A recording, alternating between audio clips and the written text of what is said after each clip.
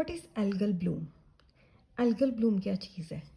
सबसे पहले क्या होता है कि जो हमारी सीवेज होती है घर की, उसमें कुछ न्यूट्रिएंट्स होते हैं। मतलब कभी कभार सीवेज में न्यूट्रिएंट्स भी आ जाते हैं फ्रॉम ह्यूमन फेसेस और vegetables, the peels of vegetables और फ्रूट्स। ओके, तो जब ये चीज़ें सीवेज में ऐड हो जाती हैं और थ्रू सीवेज ये वाटर बॉडीज़ में चले जाती हैं, तो इसके कारण एल्गल ब्लूम होता है। वेरी सिंपल, एक वाटर बॉडी है जिसमें सीवेज की एंट्री हो रही है।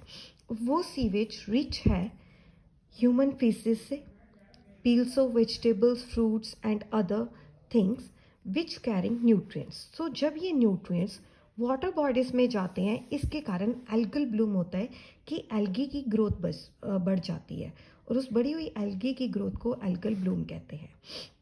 होता क्या है कि जो फ्रेश वाटर है, इसके बाद क्या होगा, अब आपके पास एक फ्रेश वाटर है या मेरीन वाटर है, मतलब ये एक पर्टिकुलर आप रिवर कंसीडर कर लो, पॉन्ड कंसीडर कर लो, कुछ भी कंसीडर करो इसमें, और लेक कंसीडर कर लो, इसमें फ्रेश वाटर है।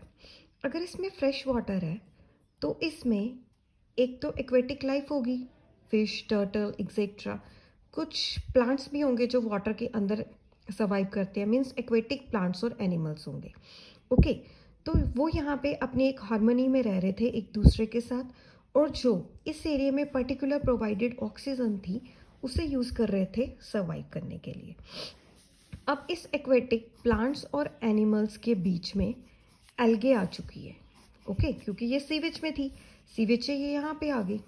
तो पहले तो इस पूरे पॉन्ड में जो पर्टिकुलर अमाउंट की ऑक्सीजन थी वो एक्वेटिक प्लांट्स और एनिमल्स यूज़ कर रहे थे, बट जब उसमें एल्गे का इंट्रोडक्शन हुआ तो वो ऑक्सीजन अब एल्गे भी यूज़ करेगी। मीन्स एक पर्टिकुलर चीज़ थी, अब वो 3 थिंग्स में डिवाइड हो रही है, 3 चीज़ों में। ओके, तो जैसे आप मान लो कि पहले जो खाना था वो सिर्फ 2 के लिए अप्रोप्रिएट था, aquatic plants and animals, but अब जब एल्गे आ गई तो वो क्या हो गया कि पॉपुलेशन बढ़ गई और ऑक्सीजन की अमाउंट कम हो गई।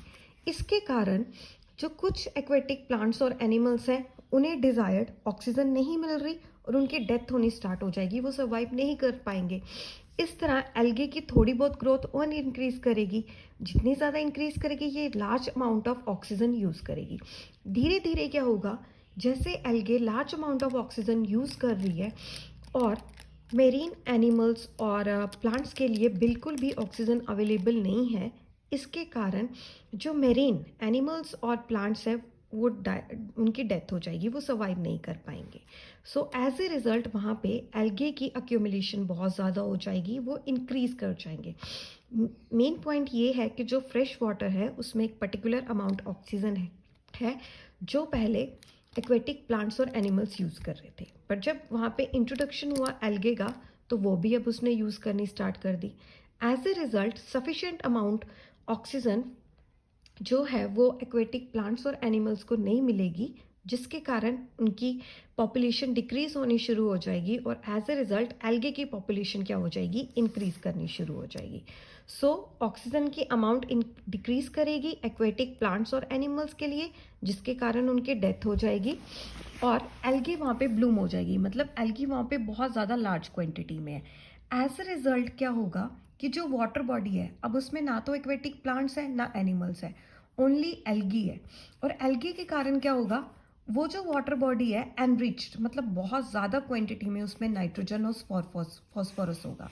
ओके, तो इसमें बहुत ज़्यादा लार्ज क्वांटिटी में नाइट्रोजन और फॉस्फोरस है, जिसके कारण बहुत ज़्यादा ग्रोथ होगी प्लांट्स और एल्गी की।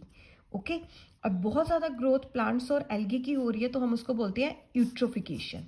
और एल्गल ब्लूम के कारण ही यूट्रोफिकेशन होता है कि जब बहुत ज़्यादा एल्गे हो जाएगी वो सबसे ज़्यादा अमाउंट की ऑक्सीजन यूज़ करेगी और वो जो उस टाइम मेरीन एनिमल्स और प्लांट्स हैं उनके लिए ऑक्सीजन नहीं छोड़ेगी।